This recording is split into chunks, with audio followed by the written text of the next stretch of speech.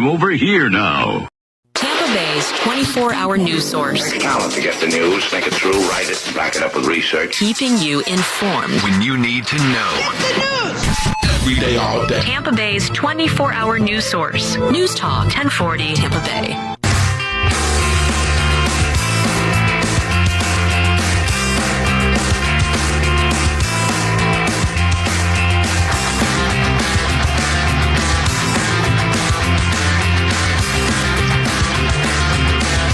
Rocking out in the studio on Fox Across America with Jimmy Failla, joined now by the host of the Kennedy Saves the World podcast. She is joining us to get into the biggest news story of the day, which is that Zohran Mamdani has cursed the New York Mets. Kennedy's here to tell you all about it. Hey, girl. Jim, the Minnesota Twins had a very funny post last night on X. Tell me about it. It was so great. I cried laughing. They said, things that come in a dozen. Roses, eggs, Mets losses. Oh, God, yeah. Josh! So it's like I assumed that no current Major League Baseball team is going to lose 12 games. Yeah. It's like 11-10 is awful. Yeah. Because like they only give you the last 10 games. The streak is 10 games. Mm-hmm. You know, it's like 4 out of 6, 8 and 2.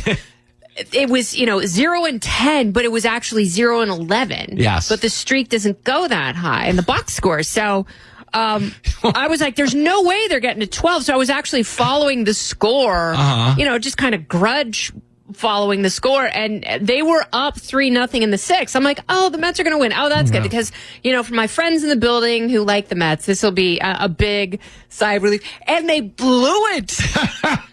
But hold on a second, because they blew it, Josh, so much so that this is Spinal Tap. They had to turn it up to 12 to get the amp up. 11 wasn't high enough, Josh. And it was Devin Williams, the ex-Yankee closer, who loves to blow a big game. Like, this guy goes to every stadium with a set of knee pads. Does he not, Josh? It's just brutal at this point. I mean, fatalities, taking L's everywhere. Okay. It's just awful. Really quick, since we got you and Mikey on the horn, did Mamdani, I know we talked about this yesterday before the game, do you believe Mamdani cursed the Mets? Because they were always in a bit of a rut, but this seems excessive. It's unreal.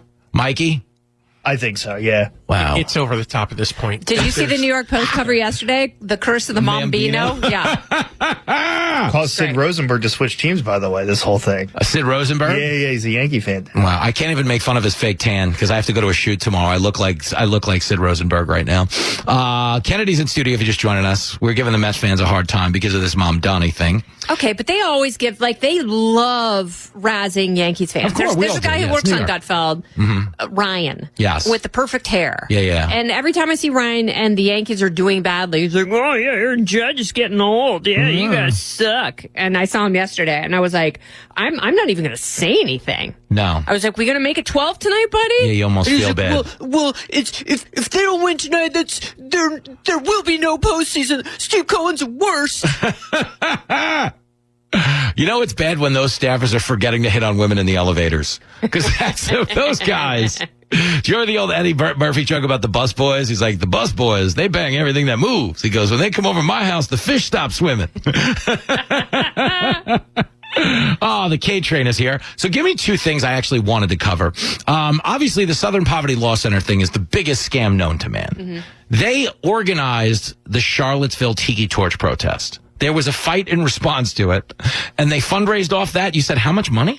So they fundraised off of Charlottesville because their reason for being is we expose white supremacists. Yeah.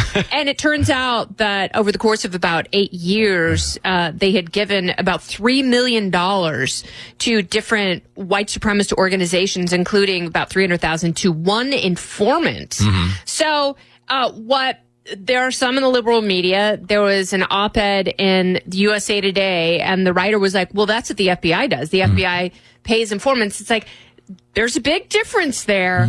And the FBI isn't fundraising off of their CIs. Yeah. But the Southern Poverty Law Center absolutely is. So their endowment ballooned to $700 million, almost $1 billion. What? After Charlottesville. They raised so much money off of that. So, and now, their malfeasance has caught up with them because there's been a federal grand jury that has indicted the Southern Poverty Law Center, and they are a highly politicized, highly dubious organization. that it turns out was paying their targeted opposition to help them raise money. Oh, my goodness gracious. If you just wrapped your head around what Kennedy just said. And they were literally making money off of their own stage chicanery. And in the process, that was being used as a political cudgel because it would always become, well, Trump's in office and look at all these hate crimes. Yeah, all these white supremacists. I mean, that was the basis for Joe Biden's presidential run in 2020 and 2024. Hey, wrap your head around this. This is one of my favorite things in the world because he's obviously said that a million times. You know, he never condemned the neo-Nazis and the white nationalists. And you had people, and I'm not talking about the neo-Nazis and the white nationalists, because they should be condemned totally. But this went on for weeks and months. Yeah. The fine people, Years. both sides. Yeah, Joe Biden ran off it in 2024. Like, you know, it's Stephen Colbert, like, you know, why are you running for president? Charlottesville. Just disgusting. And it's, you know, to honor the memory of my dead son, Beau. But to be fair, Biden said Charlotte's Web. He did not say Charlotte's. He was like, Charlotte's Like Web. that little spider was more literate than my vice president. It's some pig, Stephen. Come on, what are we talking about here? What's even happening here? So when I was listening to this yesterday, I mean, I wasn't surprised by any of it, but it's really funny because there have been so many moments now where we've hit this, I guess, some type of clarity, but there isn't ever any societal, like, comeuppance. Meaning this will obviously get dive bombed by Twitter for a day and a half, but there will be no collective embrace of like, oh, we all got scammed and kind of gaslit over the worst type of dividing lines, which are racial ones. And that's the part that I think is so disgusting, is when you perpetuate race hosts of all the hoaxes, you actually undo the progress that was made by like heroes. Because the people who got us to this place in society where you have to fake racial crimes to get ahead were actually risking their lives and in some cases losing them. That's why I think this is the grossest type of gaslighting there is. And, you know, people, race baiters like Joy Reid, oh my God, latch on to, you know, the findings of Southern Poverty Law Center as a justification for the hate that they spew. Yep. And she's like, see, there you go. Yeah. SPLC, they said it. Like, they're the truth tellers here. You down with SPLC? Yeah, you know me. And the best part is like they would, because they needed to designate hate groups in order to show some type of rise, is they took like Moms for Liberty. Moms for Liberty were a bunch of school moms who didn't like sex books in kindergarten. They were not a hate group. No. Okay, but if you disagreed with the ideology, you fell under that umbrella. And they'd be like, oh, look at all these even the moms. This is out of control. Yeah, remember the FBI started investigating parents at school board meetings? Yeah, who are these people? Yeah. Time was you could give the kid a lap dance. I mean, what are we talking about? That's a thing. Drag queen with a set of jubbly fake cans can rub them in your 6-year-old's face. Christy Dome's husband has the right to make a living just as much as everybody else. We'd call that wholesome. I'm going to see Kennedy in D.C. this weekend. She may or may not be in a position to appear on camera. We don't know how these scenarios go.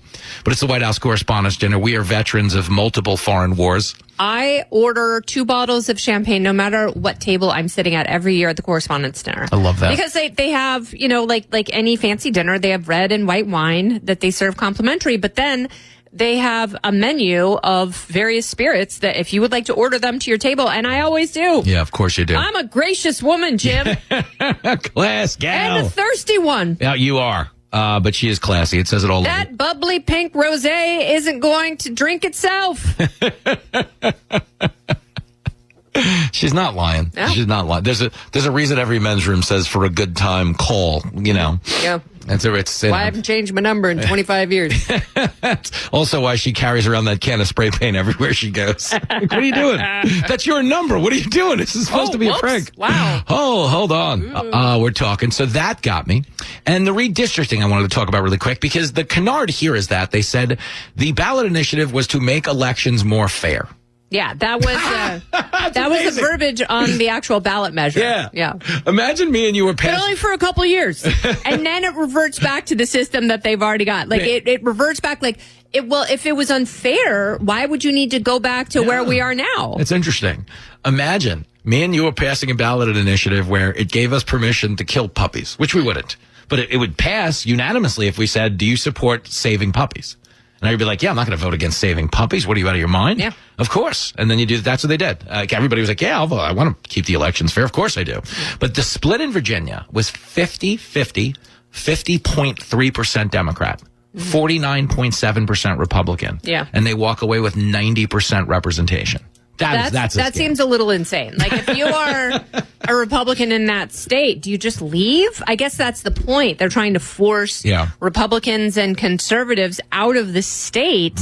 But, historically, they're the higher earners. Yeah. So you're inviting your tax base to leave, which I'm fine with. Yep. Like, if states like Tennessee and Florida want to benefit from that nonsense, and I know Florida's about to do the same thing, I can't stand this stuff. Yeah. I am unaffiliated with either party, and I've never been represented. But even less so now. It's like, I've lived since 1990, except for a few years in Washington State. I've lived in New York or California.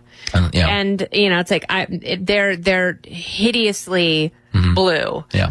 But I am hopeful that people have had enough of the nonsense that they might actually vote differently this time. That's the part that is so interesting to me. We're talking to Kennedy, host of the Kennedy Save the World podcast, is that I've never seen such an indifference to the actual voters. It's almost like there's a war on voters now. Yeah. Well, we got to get rid of these. Remember the Kathy Hochul clip? We don't want you here. Get out of here. Yeah. Go to Florida. Yeah, and now, just a couple weeks ago, she's begging people to come back. Yeah, if you want to help the state. Yeah. Are now coming back to haunt her. Of course they are. That's the part that's so psychotic, is like, between the two of us, we have probably, I don't know, you've probably interviewed 5,000 people. Seriously, between the two of us, whatever we've interviewed, it's thousands of people. And we grew up in the 80s, but we were always in on the joke. It was like, oh, my buddy's a Republican, I'm a Democrat, but deep down, we know these people are only in it for themselves. And we've always felt that way. And it's so fascinating because there used to be this thing where they at least pretended to care. It was like in the mafia, women and children are off limits. And in politics, the voters were off limits. You never attack the voters. Oh, yeah. And now they attack the voters. That era is done. The women and children are in play in politics. And that's the kind of thing that cost Hillary Clinton the election. Huh. It's like, well, I would put Trump's supporters in a different category, a different basket. Their basket of deplorables. It's like, your political instincts are non-existent, miss. Irredeemable. Do you believe that she actually carried the hot sauce? Because if Bill acted up, he got a little something. Absolutely not. No. She was lying to Charlemagne. I think that he probably put hot sauce in his used condoms. Because I've heard that's a thing. Really? Yes. Oh, no. Because when she said it, Charlemagne goes, now a lot of people are going to say you're pandering to black folk. And she goes, well, is it working? Oh, God. She's disgusting. She's the worst. You think she's going to run again? I actually think she would. Yes. Me too. No, she's looking around going, these people are idiots. Yes.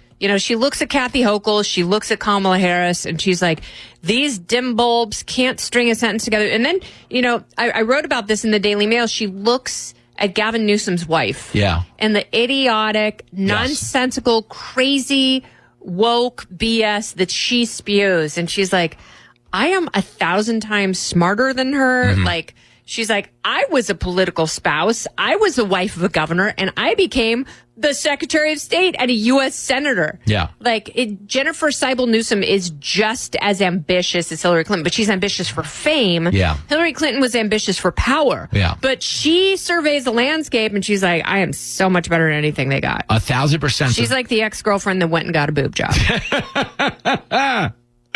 But she might be able to sell herself to voters as a revenge on Trump, even though he's not even in the election. Like, say we did it. Yeah. And a lot of people... I can still be president. Because this is the thing, and this is the stupidest thing about this moment, is every single political commercial you see right now, it'll be like, he'll stand up to Trump. And I'm like, he's running for county executive in Wilmington, Delaware. He's never going to meet Trump. He doesn't know Trump. He doesn't work with Trump. But people still vote based on that. So, but I think that Democrats are so bad now that honestly, she's in it. Voters might look at Hillary Clinton and go, well, she had a point back then. Yeah, actually. And this is the thing. She is a lot more, I'm not calling her a centrist, but comparative to the party, Yeah. She's a centrist. Yeah. She was like, yeah, we'll bomb Iran. We'll bomb everybody. What are you talking about? I mean, that's, So there's a lot of things she said that paralleled what Obama's policies were, which would make him a modern day. He'd be a Proud Boy if he was a Republican. Running right now. Border security, 1 million deportations. There's no way. So I don't discount the fact that she might run again, because the old adage, they say the president is an illness that's only curable by death. I would love to see her lose again. Like that, I would absolutely love. Like, she is such a contemptible human. Her losing and her supporters crying again, that's like ABBA getting back together. Some breaking news. Kennedy did not kill herself. They just want us to report that on the air. Yeah. We're back after this. You're listening to the host who won't back down. He is white, but he can fight. Fox Across America with Jimmy Failla. You're listening to Fox Across America with Jimmy Failla. Up all night? Catch Red Eye Radio. Overnights, hear news, information, and talk. News Talk 1040 WHBO.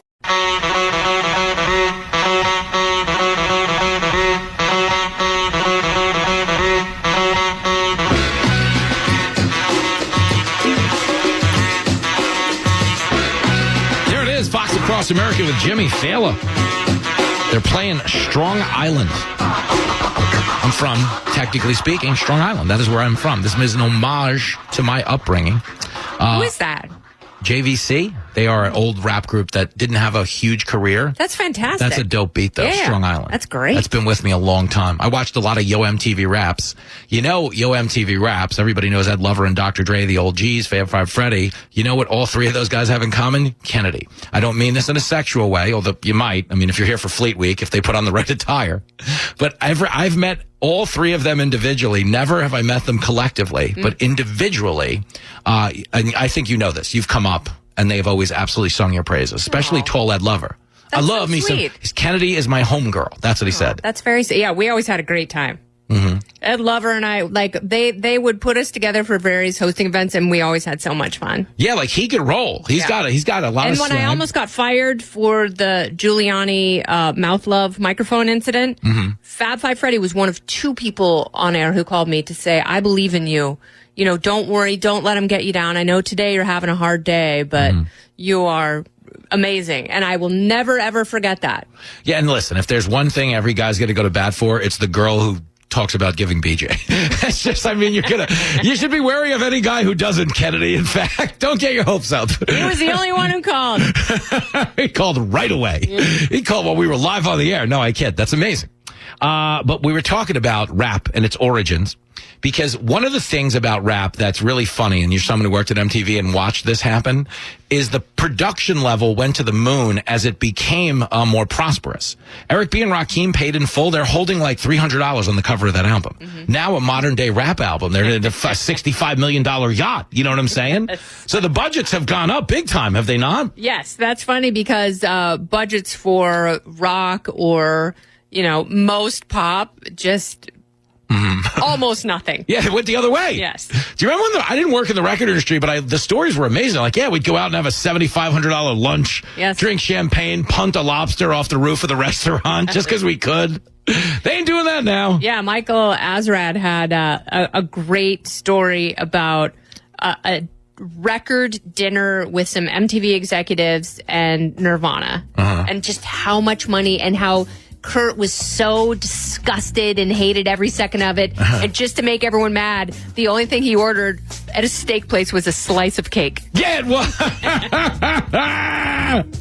The K train. Tired of the white man keeping us down. I will see you in Washington, young lady. Can't wait, Jim. Check her out in the Daily Mail. Download the podcast immediately. You are the best thing on the radio.